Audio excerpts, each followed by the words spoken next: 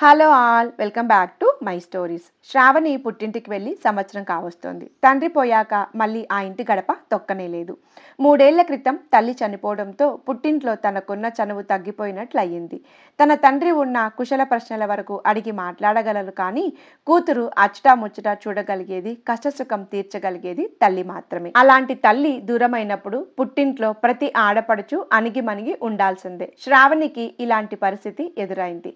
అన్నయ్య వదిన ఉద్యోగస్తులు కావడంతో వారు తన తండ్రికి భోజన సౌకర్యాలు అమర్చి పెట్టినా ఇంకా ఆయనకు చక్కబెట్టాల్సిన పనులు మాత్రం పెద్దగా పట్టించుకునేవారు కాదు. అయినా ఆయన ఎప్పుడు ఎవరి చేత ఏ పని చేయించుకోలేదు. పని అలవాటు లేకపోయినా అవసరం అలవాటు పడేలా చేస్తుంది.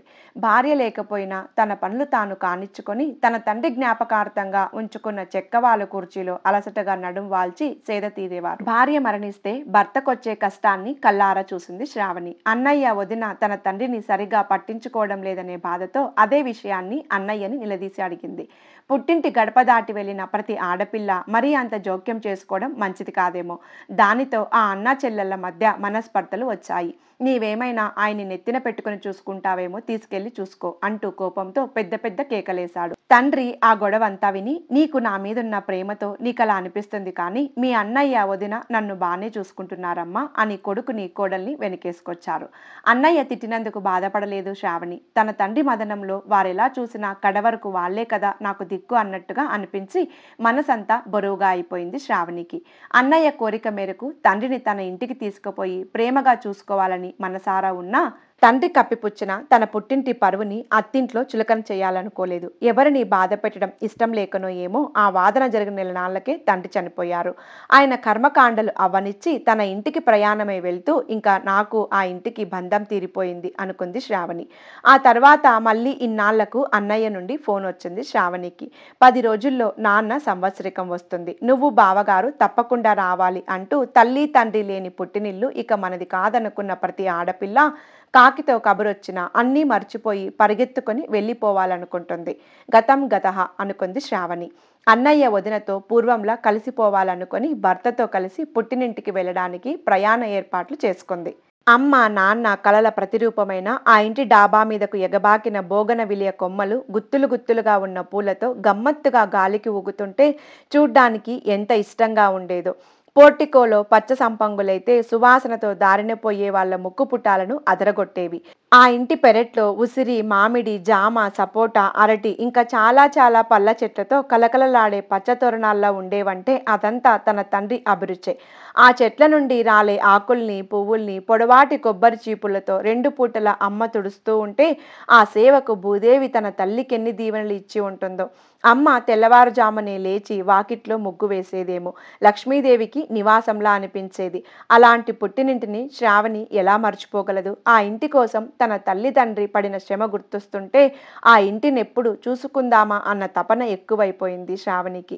అమ్మా నాన్న వాడిన వస్తువులను తనివి తీరా చూసుకోవాలని, ఎప్పుడో అమ్మ పట్టుకెళ్ళమని చెప్పిన అటక మీద ఇత్తడి సామానుతో పాటు వీలైతే నాన్న జ్ఞాపకార్థంగా ఆయన వాడిన చెక్క వాలు కూర్చుని తెచ్చుకోవాలని మనసులో అనుకుంది శ్రావణి. ఎంతో అభిమానంతో పుట్టింటికి వెళ్ళిన శ్రావణికి వెళ్ళగానే ఆ ఇంటి అరుగు మీద నాన్నగారు కూర్చొనే వాలు కూర్చి కనిపించలేదు. కనిపిస్తే తన తండ్రి పలకరించినట్లుగా ఫీల్ అయ్యేదేమో. ఆ అరుగంతా బోసిపోయినట్లుంది. పెరట్లో చెట్లు, వీధిలో బోగనవిలియ అన్నీ కూడా తలల వరకు నరికేసి ఉన్నాయి. ఆ ఇంటి పచ్చదనం అంతా హరించుకుపోయింది.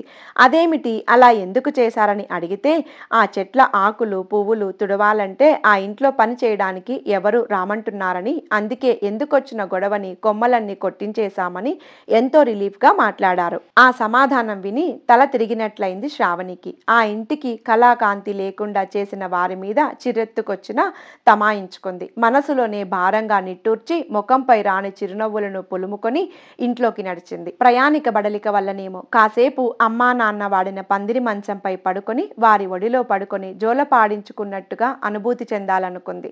అటకపైకి తొంగి చూసి అమ్మ ఇస్తానన్న ఇత్తడి సామాన్ని కిందికి తీయాలనుకుంది.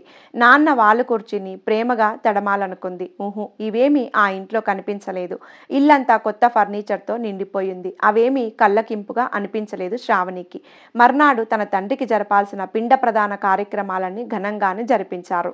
బంధుమిత్రుల బంధువుల రాకతో వారి పలకరింపుతో శ్రావణి మనసుకి కాస్త ఊరట కలిగింది. ఆ సాయంత్రం ఊరు బయలుదేరుతూ తాను దొంగాటలు కోతి కొమ్మచ్చులు ఆడుకున్న దొడ్డినంతా కలే చూద్దామని వెళ్లిన శ్రావణికి ఇంటి వెనుక భాగంలో పాడుపడ్డ సామాను ఉండే రేకుల షెడ్డులో పడేసి కనిపించాయి ఆ పందిరి మంచం, చెక్కవాలు కుర్చీ.